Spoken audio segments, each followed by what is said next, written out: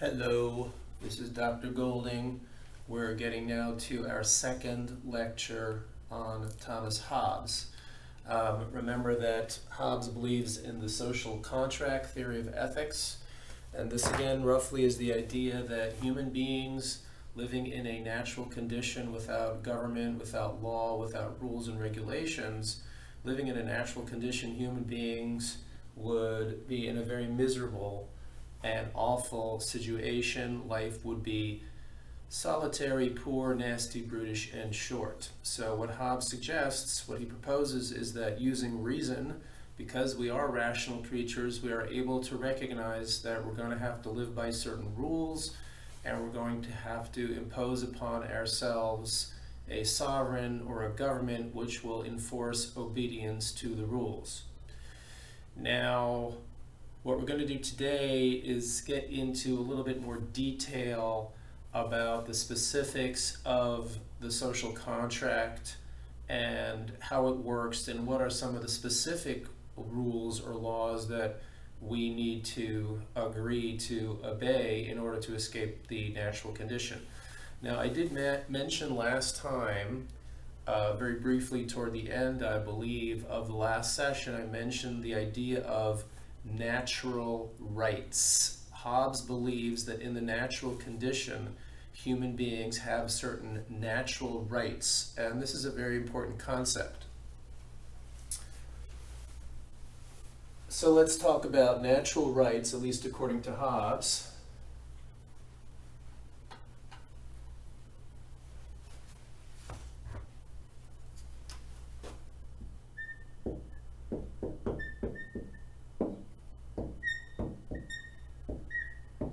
Well, there are natural rights, but what is a natural right according to Hobbes? So basically, Hobbes says, and as an assignment, I'd like you to, this is not something you'll have to hand in, but as an assignment for you to do on your own, try to find where in Hobbes's chapter, where in the chapter on Hobbes that's in our book, where do you find his definition of what a natural right is? But I'm going to paraphrase it for you to make it a little simpler.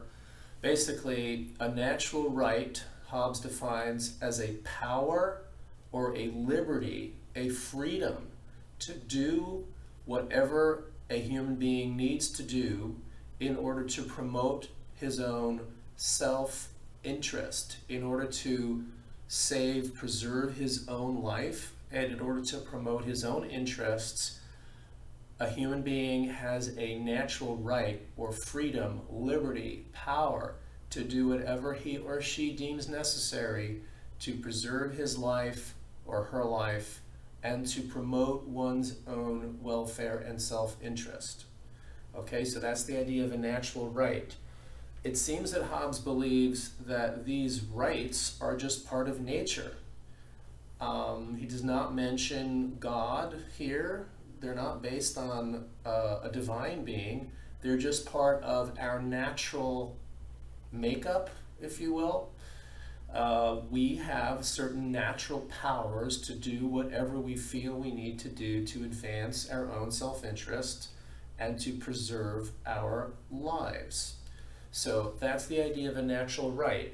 One of the reasons why it's called a natural right is because it's not given to you by a government. It's not given to you because of some, legislation that some group of people decided to get together and declare that they're going to give you a natural right. No, a natural right is part of your natural equipment, so to speak. Okay, by nature, human beings have a natural right, freedom, power, liberty to do whatever they need to do in order to promote and advance their own self-interest and to preserve their life.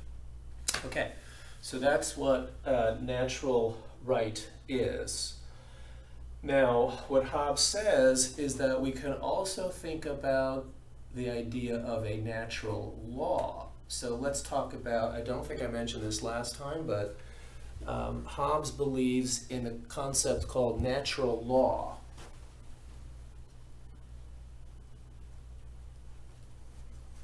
So let's talk about natural law. Now, according to Hobbes, A natural law is a rule or a regulation of some sort. It has to have the form always do X or never do Y. A natural law also has to be something which is discovered by reason, found out by reason. Using reason, we can figure out that there are certain rules or laws which bind us or limit our freedom in a certain way. A law says you're not allowed to do X or you must do Y, right? So in a way, a law is kind of the opposite of a right. A right is a freedom or a power to do something, whereas a law is something that limits or binds your freedom in a certain way. So we're still not yet there with the complete definition. Let me say this again very slowly. A natural law, according to Hobbes, is a rule discovered by reason which limits our freedom and which, if we obey it, will result in the general self-preservation of human beings. Okay? That's what a natural law is according to Hobbes. A rule found out by reason which is going to help us preserve our lives. It's going to be something that limits our freedoms in a certain way, but in the end helps us to better survive and preserve our lives. So that's the concept of a natural law according to Hobbes. Now maybe later on I'll compare a little bit how similar in certain ways it's very similar, in certain ways it's different from the idea of natural law which we saw in Aquinas, right? One big thing is going to be that according to Aquinas, natural laws are ultimately legislated by God. Remember that? According to Aquinas, God lays down the law, and we can participate in the divine law when we engage in following the natural law, but it ultimately comes from God according to Aquinas. Whereas according to Hobbes, we don't need God for this theory to work. The natural law, according to Hobbes, is not based on God. It comes from nature and from reason. Using reason, we can figure out that there are certain rules we need to obey, ought to obey, limit our freedoms in certain ways, so that we can better survive. So specifically, Hobbes says that there are two main natural laws. There are two natural laws. So I'm going to slowly go through these natural laws. Now they are in the chapter, and again, I would like you to look over the chapter on Hobbes and see if you can find in the text where he talks about these first and second natural laws. So the first natural law, so far what we did is we defined the concept of a natural law, but now we're going to say that according to Hobbes, there are two natural laws specifically. The first one, it's a little too complicated for me to try to write on the board. I'll say it slowly. Again, look at the book. You can try to take this down if you wish. The first natural law is that every man should, when possible, seek peace, and if that fails, use all means of war at your disposal to preserve your life. So the first natural law again is, when faced with any kind of conflict or strife or struggle with your fellow human being, seek peace. If that fails, then use all means at your disposal to defend yourself and preserve your own interests. The idea being that it's rational to try to be peaceful, if possible, because for several reasons, in a way, you can see why it's rational.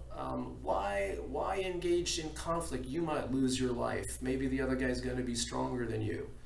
Right? So whenever you have some kind of potential struggle or strife or altercation going on with your fellow human being in the natural condition, let's say, the first natural law says be peaceful. Try to seek a compromise. Try to resolve the conflict in a peaceful way. If that fails and you can't, then you're entitled rationally and for the sake of your own self-interest to do whatever you need to do to defeat the other person, as it were. Okay? So that's the first natural law. Seek peace whenever possible. When that fails, use all means at your disposal to promote your own life and interests. Now, that's natural law number one. We're now going to talk about the second natural law. So the second natural law has two parts. Okay?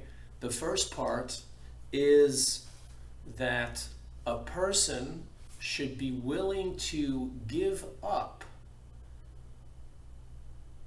those rights which he wishes or would prefer that others give up over him. Let me say that again. We're talking about second natural law.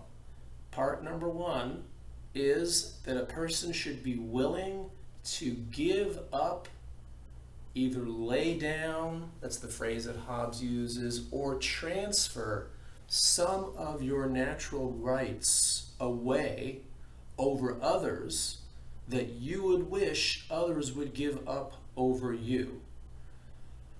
So, to put it in a very simple way, what this really boils down to, this first part of the second natural law, according to Hobbes, is that a person should be willing to not do unto others what he would wish others would not do to him. In fact, this is sometimes called the golden rule. Hobbes mentions this. There's really two versions of the golden rule.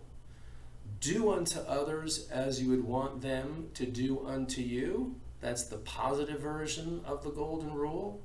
And then there's the negative version of the golden rule. Do not do unto others what you would not want them to do unto you.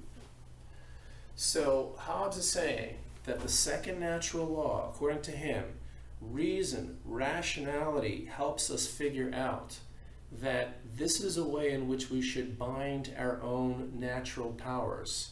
We should restrict ourselves from doing unto others as we would not want them to do unto us.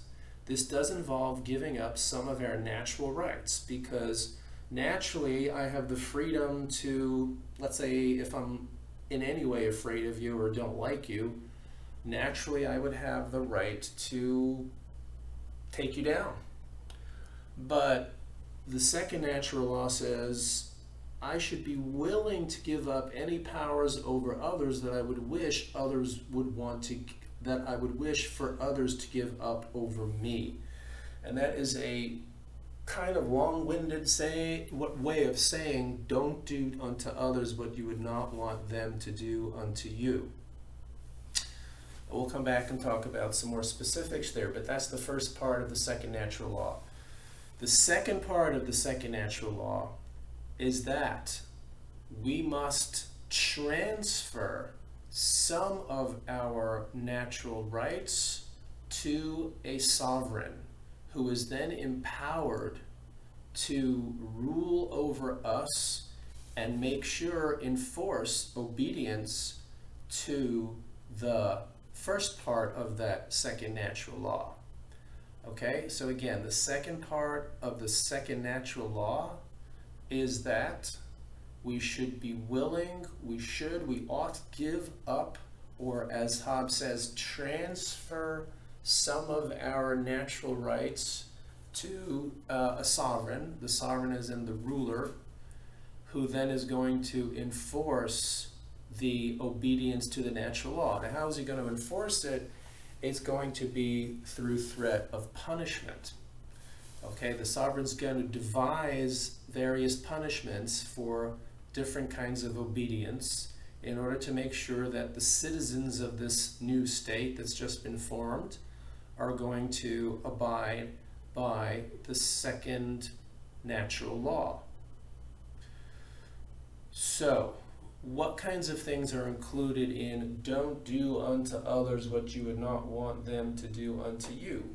Well, basically, do not maim, murder, or steal from others. You would prefer that people don't do that to you, and therefore you ought not to do that to them. You would prefer that people do not, in the middle of the night, try to break into your house and steal your stuff or even maybe kill you. Therefore, it's rational that you should not do that unto others as long as everyone else is agreeing not to do that to you. And again, I mentioned this last time, according to Hobbes, the social contract, this agreement that the citizens are making, well, they're not really citizens until this agreement comes into place. Okay, in the natural condition, there is no government, there is no law, there is no order, everyone is out for himself, right? But once people make this agreement that they are going to be rational and try to abide by these rules, which are going to preserve their lives, they're going to be peaceful whenever possible, they're going to not do unto others what they would not want others to do unto themselves, and they're going to impose upon themselves a sovereign or a ruler, a governor or a government which is going to enforce obedience. Now we have a state. Now we have what the Greeks would have called a polis, P-O-L-I-S. We have a political entity. We have citizens and a government. So according to Hobbes, that's not natural. That is, so to speak, man-made. That is the essence of the social contract theory.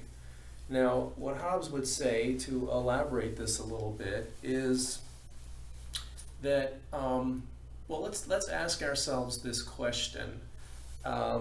Is Hobbes a universalist or a relativist when it comes to the moral rules? Like, for example, don't kill, don't steal, don't cheat. Is Hobbes a universalist or is he a relativist? Well, you might recall what I talked about last time, is that we said last time that according to Hobbes, Hobbes is a subjectivist when it comes to the good. Subjectivism. So Hobbes believes in subjectivism, which is the idea that what's good for me might not be good for you, and that there is no such thing as an inherently good thing, right? Nothing is inherently good. Anything is either good or bad because of a reaction that a person has to that thing. We talked about that last time. So it seems like Hobbes is a subjectivist. No, it doesn't seem. He is a subjectivist about good and bad. However, when it comes to the natural laws are not subjective. The natural laws are based upon reason, and all human beings, no matter where they live or when they live, no matter who they are, all human beings using reason, Hobbes thinks, should come to the same basic conclusions about what the natural laws are. So the natural laws are not subjective. The natural laws are universal. The natural laws are universal because every human being, wherever they live, using reason, should be able to come to the exact same conclusions. We need to live by certain rules in order to escape the natural condition. That's what we all want to do, and the first and second natural laws are discoverable by reason. So interestingly enough, it turns out that Hobbes is a universalist about the natural laws. Now, where Hobbes is going to recognize some relativity, meaning things are going to change from place to place. Hobbes would definitely agree that when it comes to certain things, different governments across the world are going to legislate different things, especially, for example, when it comes to punishments. Now, Hobbes believed that you have to have strict and harsh punishments to make sure people don't try to get away with stuff. But, in some countries, the government will say that if you steal, you could be liable to the death penalty. If you murder, you can be liable to the death penalty. Other governments will say, well, if you steal, you should be put away in prison for a certain number of years. And even if you murder, maybe you shouldn't get the death penalty. Maybe you should just get life imprisonment or some other kind of punishment. Some governments are going to legislate flogging. Some governments are going to say, oh, that's cruel, we're not going to do that. We'll just put the person away in prison for doing the exact same thing.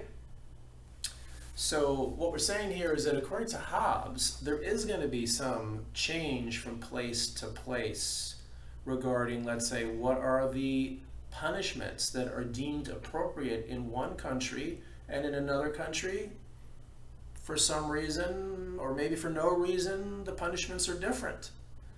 And the details of the law are going to be different. Okay, the basic natural law is, again, seek peace whenever possible. If that fails, use all means of war at your disposal. Be willing to give up as much rights over others as you would wish others would give up over you, and appoint a government to enforce that. So that's very basic. But based on that simple structure, you can have a lot of differences in terms of what are the specifics of the rules, regulations, like taxes, for example. Some countries, the government or the governor will proclaim that there has to be taxes because we need the money to support the police and the fire department and things like that, the magistrates. Maybe in other countries they'll find a different way of funding these institutions. So when it comes to things like taxes, in certain countries it's going to be a law enforced by the government, and in other countries not. So there is going to be some change from place to place based upon differences between what different governors or governments deem to be appropriate. But all governments should, ideally, rationally, according to Hobbes, share a basic foundation in the first and second natural laws. And the purpose of the government is to protect and secure the peace. The reason why we have an obligation to obey the rules and regulations of the state is because of the social contract. We have agreed to give up some of our rights, one of which is the right of enforcing obedience to the second natural law. And so what I'm saying is that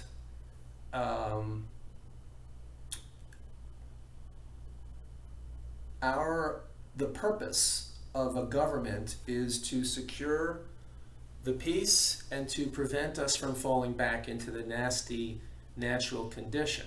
That's what the contract is, according to Hobbes. So we could add, now I'm going to add an important point here about Hobbes's theory of morality. We would say that if we compare and contrast Hobbes's theory of ethics with let's say, Aquinas or Aristotle. Okay, I'm going to use a term here which I'd like you to recall. We're going to say that Hobbes has a minimalist theory of ethics. Certain theories are minimal. Okay, minimal theory of ethics. The opposite of this would be a maximal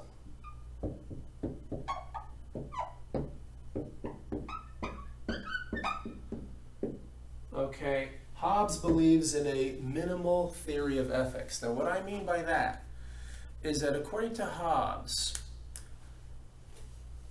again, the natural laws are the heart of morality according to Hobbes. Now, recall we said that Hobbes believes in the negative version of the golden rule, which means that Hobbes is saying the most important thing, the thing that we agree, is not to do unto others what we would not want them to do unto us. So that means that according to Hobbes, we do not have a moral obligation to, let's say, for example, make the most of our potential. You remember, actually, Aristotle was the one who emphasized this concept, right? According to Aristotle, for a human being to reach his or her telos, for a human being to reach happiness, we need to maximize our potential, to live a full life. So according to Aristotle, virtue includes any quality which is going to help us reach our potential as a human being. Now, Hobbes is not interested in that. First of all, he rejects teleology, so there is no telos for the human. We do have desires and impulses, and some of us have a desire to be successful and to be a businessman and make a lot of money, or to be a politician or whatever it is. Hobbes is not against that. But according to Hobbes, what morality consists in is not doing unto others what you would not want them to do unto you. And so, for example,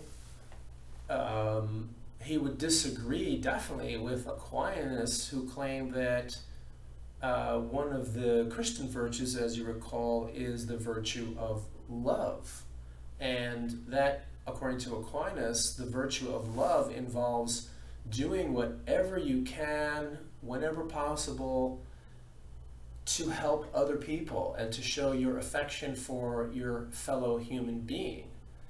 Now, Hobbes would say, no, if you're a Christian and you want to go do that, okay, but that is definitely not part of the natural law. So, again, we would say that some philosophers believe in a maximal theory. What we're finding is that Hobbes believes in a minimal theory of ethics. By that, again, I mean that he regards ethics as a minimal set of basically do's and don'ts, and really it's more don'ts than do's. Okay, don't steal, don't cheat, don't do things that break the law of your land, because you've contracted as a citizen to abide by those rules, and so therefore you should not violate any law of the land that you happen to live in, but you do not have an obligation to go out of your way to be nice and friendly to people. That's, Hobbes might say, optional. It's not part of your obligation to obey. It's not part of the natural law. Okay, let's talk about the following question.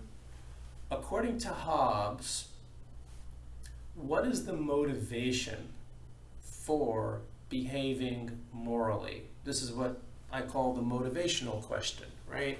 What is the motivation for a given human individual to obey moral laws?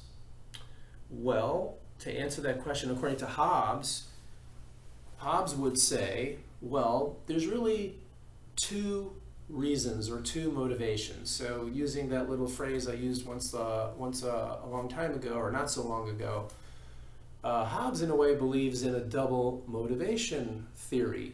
There's two motivations, but they're not the same as what we saw in either Plato or Aquinas. The two motivations according to Hobbes for behaving morally are, first of all, because I want to escape the natural condition. I do not want to live in a natural condition. That would be bad for me. Therefore, I have a rational motivation, a reason for obeying the natural law, so long as everybody else is also, or so long as enough people are obeying it that we're out of the natural condition, because it is in my own interest to obey the natural law.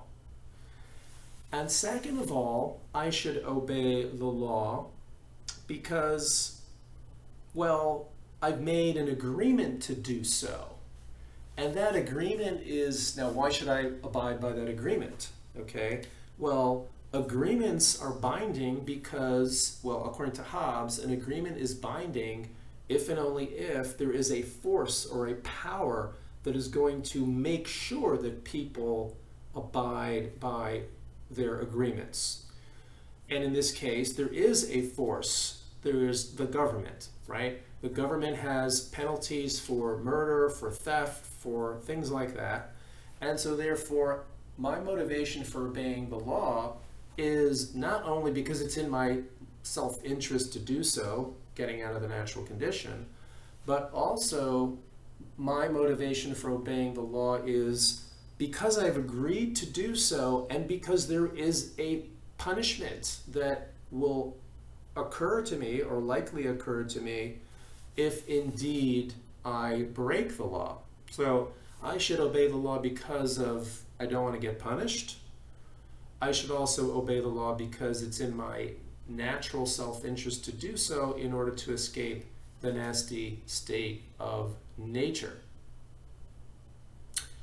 So that is basically Hobbes's social contract theory in summary.